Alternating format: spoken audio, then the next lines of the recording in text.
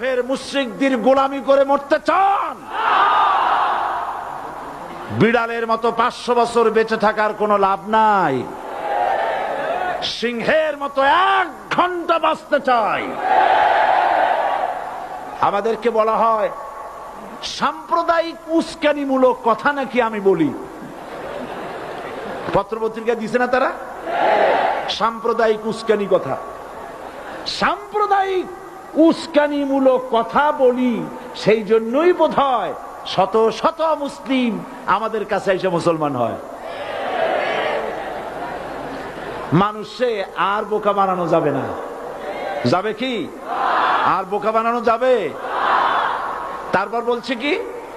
এরপরে বলছে আমাকে বলছে রাজাকার। শুনে রাখো, চট্টগ্রামের লক্ষ্য